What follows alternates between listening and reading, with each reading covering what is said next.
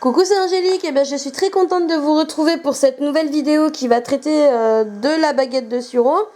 Je vous l'avais montré précédemment dans une de mes vidéos. Donc je vous avais dit que je vous ferai une vidéo uniquement sur cette baguette parce qu'il y a énormément à dire.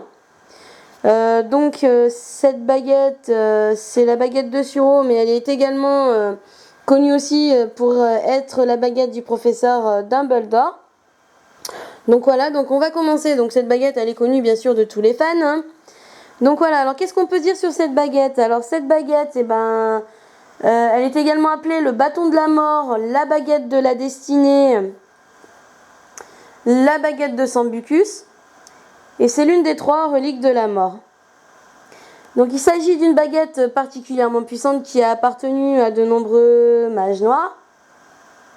Et qui est connue pour son histoire particulièrement sanglante, hein, puisque ses admirateurs s'entretuaient au fil des siècles, dans l'espoir d'obtenir la baguette, hein, qui, selon la légende, aurait été arrachée à la mort elle-même. Donc ses caractéristiques, qu'est-ce qu'on peut dire sur cette baguette? Cette baguette, elle est constituée d'un bois sombre, provenant d'un arbuste, le sureau. Elle contient un crin de queue de sombral. Donc le manche est agrémenté de 2 petites sphères très proches l'une de l'autre. Donc voilà, hein, vous pouvez les voir. Voilà les 2 petites sphères. La baguette de sureau, elle est connue pour sa puissance, hein, bien évidemment. Considérée comme supérieure à toutes les autres baguettes jamais fabriquées. Voilà. De nombreux sorciers ont fait l'éloge de ses capacités hors du commun.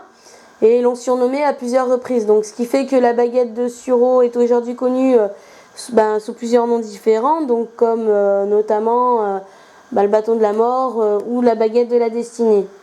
Donc sa fidélité à son maître diffère légèrement de celle des baguettes normales, puisqu'en effet une baguette aura généralement tendance à être fidèle à son maître et pourra éventuellement accepter qu'un membre de la famille de son maître ou que quelqu'un l'ayant désarmé l'utilise. En revanche, la baguette de sureau, elle n'est fidèle qu'à la puissance de son propriétaire. Donc elle changera immédiatement d'allégeance si son maître est vaincu et s'attachera alors au nouveau vainqueur. Donc son histoire, je pense que tous les fans d'Harry Potter connaissent l'histoire de la baguette de sureau, puisqu'elle est notamment mentionnée dans les romans. Puisqu'Hermione la raconte dans les reliques de la mort, puisque l'histoire est issue du conte des Biddle-les-Bards, le conte des 3 frères. Donc Hermione, dans le film également, on y voit. Donc pour ceux qui ne la connaîtraient pas, la baguette de sureau, elle a été conçue au XIIIe siècle, comme les autres reliques d'ailleurs, hein. La légende raconte qu'elle aurait été conçue par la mort elle-même, alors que les frères Pévrel traversaient un pont. La mort apparaît et propose aux frères d'offrir à chacun ce qu'ils désirent pour les féliciter de leur talent de sorcier. Donc l'aîné Antioche est le premier à s'avancer vers la mort et il lui demande une baguette plus puissante que toutes les autres. Donc la mort s'approche alors d'un sureau sur la rive et elle confectionne une baguette à partir de l'une de ses branches et la remet ensuite au frère aîné des Pévrel.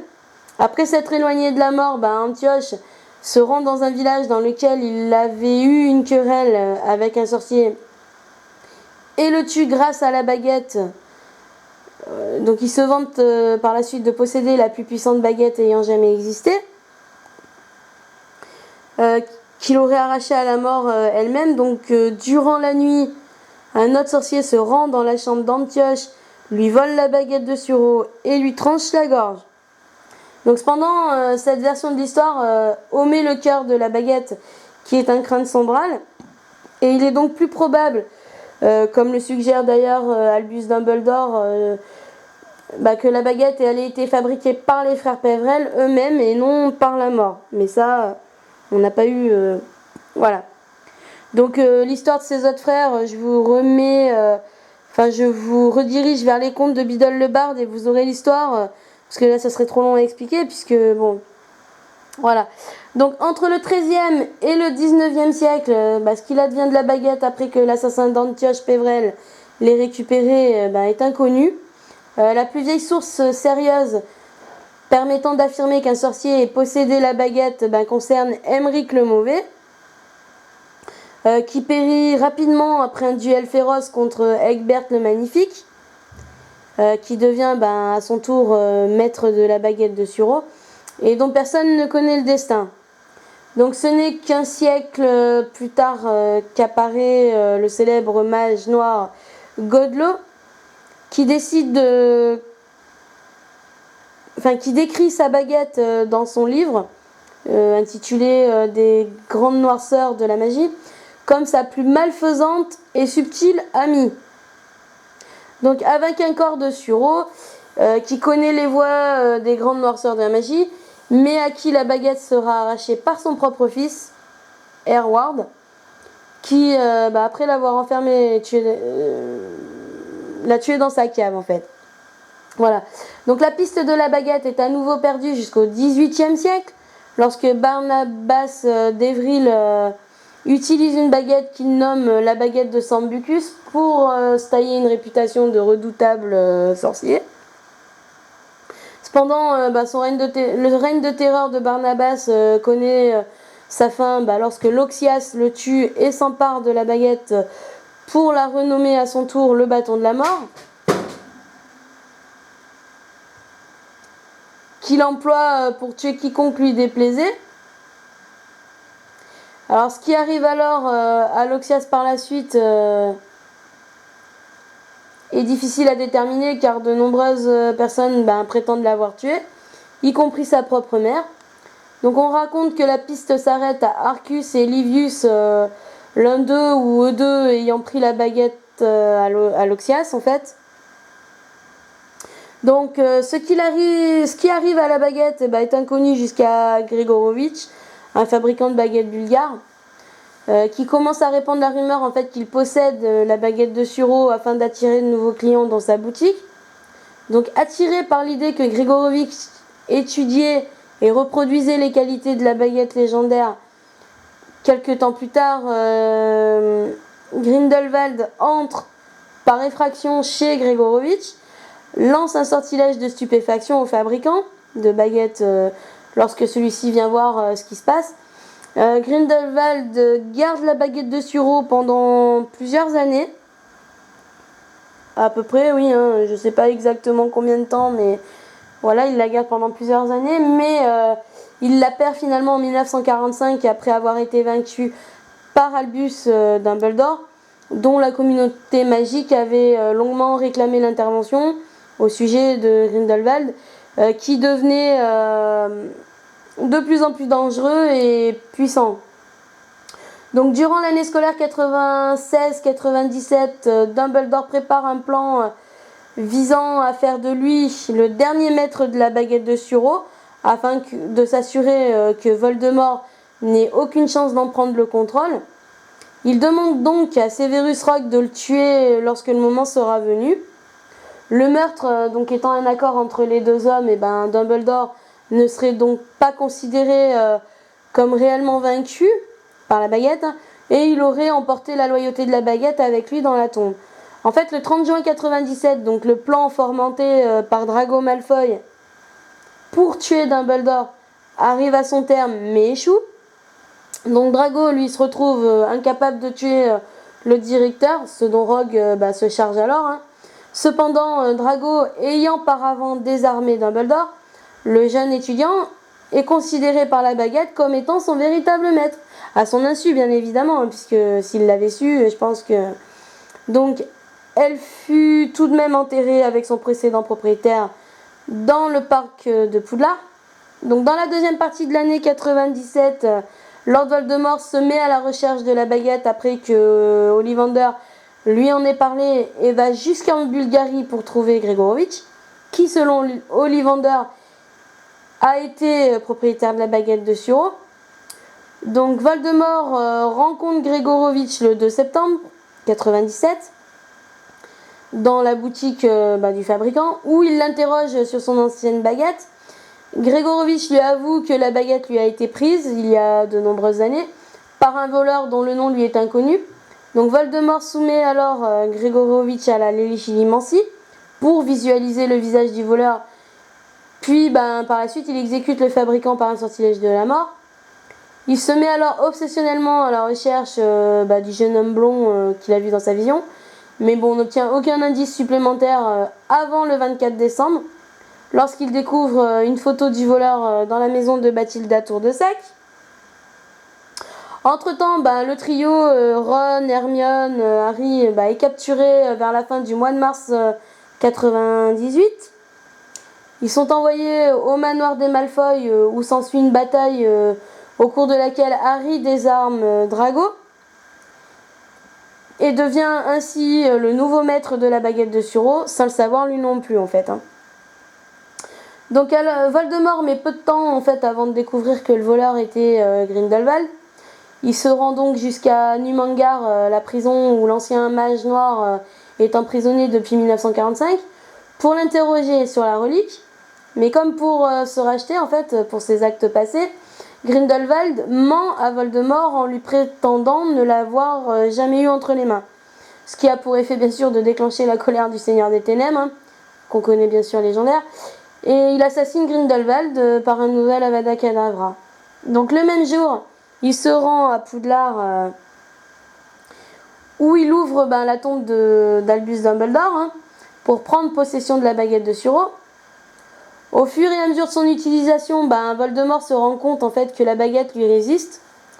Donc dans l'espoir de résoudre ce problème, il convoque Severus Rogue dans la cabane hurlante. Peu de temps après le début de la bataille de Poudlard, en fait, il lui explique sa théorie. Donc il n'a pas conquis la baguette de Suro car il n'a pas tué lui-même Dumbledore. Donc dès la fin de ses explications, Voldemort attaque Rogue et le laisse mourant sur le sol de la cabane hurlante. Donc par la suite, Voldemort reste convaincu d'avoir désormais les pleins pouvoirs de la relique et se retrouve face à Harry dans la grande salle de Poudlard. Donc après un court dialogue entre eux au sujet de Rogue et de la baguette, Voldemort tente de tuer Harry en lui lançant un sortilège de mort, qui est contré par un sortilège de désarmement, lancé par Harry en fait. Donc par la suite, la baguette de Suro retourne alors l'Avada Kedavra contre son lanceur. Donc qui lâche la baguette que Harry attrape avec un geste vif. La baguette de Suro étant enfin dans les mains de son véritable propriétaire, à savoir Harry. Une fois la tension de la bataille relâchée, Harry se rend dans le bureau du directeur, en compagnie de Ron et de Hermione, pour parler au portrait d'Albus Dumbledore, auquel il déclare décider de remettre la baguette de Suro dans la tombe de l'ancien directeur, ce que ce dernier approuve. Donc en fait elle va retourner. Donc voilà. Du coup, alors il y a quelques anecdotes en fait sur cette baguette. Donc la première anecdote en fait c'est qu'aucune sorcière n'a jamais prétendu posséder la baguette de Suro, donc ce sont vraiment que des sorciers, des hommes, mais jamais de femme n'a prétendu l'avoir eu entre les mains ou voilà, l'avoir possédée. Donc la deuxième anecdote, c'est que Albus Dumbledore et Egbert le Magnifique sont les deux seuls sorciers en fait connus à avoir conquis la baguette de Suro lors d'un duel de sorciers et pas d'un combat sanglant. Voilà, c'était vraiment un duel et le perdant, désarmé, enfin celui qui est voilà. Donc selon Albus Dumbledore, la baguette a été vaincue des centaines de fois. Donc autant dire, ça fait un paquet quand même. Donc l'anecdote suivante, c'est la baguette de Suro en fait est à l'origine de la mauvaise réputation des baguettes faites avec ce bois, puisqu'on dit qu'elles portent malheur, enfin voilà. Elles ont très mauvaise réputation. Donc dans le symbole des reliques de la mort, cette baguette est symbolisée par le trait vertical, puisque ce qu'il faut savoir c'est que les reliques de la mort le symbole des reliques de la mort est représenté par un triangle avec au milieu un rond et un trait qui sépare le rond. Et en fait la baguette est représentée par ce trait, puisque le triangle représente la cape et le rond la pierre de résurrection. Et le trait représente la baguette de Suro. Voilà. Le cœur de la baguette est un crâne sombral, Donc car J.K. Rowling en fait estime que c'est un matériau puissant et complexe que seul un sorcier capable d'affronter la mort soit capable de maîtriser. Parce qu'en fait ce qu'il faut savoir c'est qu'un sombral en fait c'est un espèce de cheval. Alors pour ceux qui ont vu le prisonnier d'Azkaban, en fait ce qu'il faut savoir c'est que en fait le sombral c'est un cheval noir squelettique et en fait on dit que seuls les sorciers ayant côtoyé la mort ont le pouvoir de le voir. Et ben là c'est pareil, le crin de cheval, enfin le crin de sombral en fait qui est dans cette baguette, et ben en fait voilà, seul un sorcier capable d'affronter la mort est capable de la maîtriser en fait. Hein. Donc voilà. Donc le nom original de la baguette c'est Elderwand. Donc c'est un jeu de mots en fait où Elder peut se traduire à la fois par ancien, aîné ou sureau. Qu'en effet la baguette date de plusieurs siècles. Donc elle appartenait à l'origine à l'aîné des frères Pévrel. Elle est en bois de sureau. Mais malheureusement ce double sens est perdu en fait lors du passage à la version française. Donc c'est dommage mais bon voilà. Donc la baguette de sureau bah, c'est le titre du 32e chapitre de Harry Potter et les reliques de la mort. Donc si vous lisez Harry Potter et les reliques de la mort, enfin si vous lisez le roman, et ben le 32e chapitre s'appelle la baguette de sureau. Donc dans les livres, la seule réelle illustration de la baguette de sureau dont nous connaissons l'existence vient de J.K. Rowling dans les contes de Biddle le Barde, donc sorti le 4 décembre 2008. Donc la baguette apparaît dans les films en tant que celle de Dumbledore, à partir de Harry Potter et la Coupe de Feu, donc sorti le 30 novembre 2005. Les films n'ont donc pas pu s'inspirer de la véritable apparence de la baguette de sureau. Donc ils l'ont conçue en bois blanc avec plusieurs sphères sur le long de la baguette en fait, en ajoutant ce qui semble être une rune, voilà, donc voilà la rune sur le manche. Donc là voilà la rune, je vous la montre. Voilà, sur le manche. Pour l'illustration du 32e chapitre en fait du 7e livre, c'est Marie Grandpré en fait qui a dessiné la baguette de sureau, mais en la dépeignant en fait elle l'a dépeignée comme une baguette très simple, sans aucune particularité quoi, un vulgaire bout de bois en fait. Hein. Donc après elle a été un petit peu enjolivée en fait pour les films et rendue un peu plus voilà. Donc dans Harry Potter et les reliques de la mort, deuxième partie, ben, Voldemort l'utilise pour briser le bouclier protecteur de Poudlard, ce qui fait se fissurer la baguette. Donc à la fin du film, Harry la casse et la jette depuis le viaduc au lieu de réparer sa propre baguette et de replacer l'autre en fait dans la tombe de Dumbledore. Donc voilà pour ce qui est de l'histoire de cette baguette. Hein, vous voyez, il y avait beaucoup à dire comme je vous l'ai dit. Donc comme pour ses apparitions, elle est apparue pour la première fois en fait dans Harry Potter. Enfin elle est apparue en fait dans tous les Harry Potter. Hein. Mais elle est apparue donc au début dans les premiers Harry Potter en tant que baguette d'Albus Dumbledore. Et où elle prend vraiment de l'importance, c'est dans Harry Potter et les reliques de la mort, où c'est sa première apparition en fait en tant que baguette de sureau, puisque en fait dans les autres Harry Potter, que ce soit le prince de sang mêlé, l'ordre du phénix, la coupe de feu, le prisonnier d'Azkaban, la chambre des secrets ou l'école des sorciers, elle était connue en tant que baguette d'Albus Dumbledore. Et ensuite à partir des reliques de la mort, elle prend une importance en fait capitale, puisque c'est la seule baguette en fait, après par la suite on apprend que c'est la seule baguette qui est capable de vaincre en fait quelque part Lord Voldemort. Et donc à partir de ce moment-là elle est connue elle prend une plus grande importance et devient la baguette de sureau et n'est plus seulement la baguette d'Albus Dumbledore en fait quoi. Donc voilà, j'espère que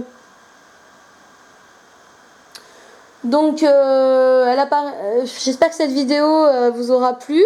Hein, n'hésitez pas à laisser en commentaire ce que vous aimeriez voir aussi, si vous avez des idées ou des choses que vous avez envie de voir. Et ben n'hésitez pas. Moi je vous fais plein de gros bisous et portez-vous bien et puis likez, abonnez-vous, likez la vidéo et n'hésitez pas à lâcher en commentaire ce que vous aimeriez voir dans une prochaine vidéo.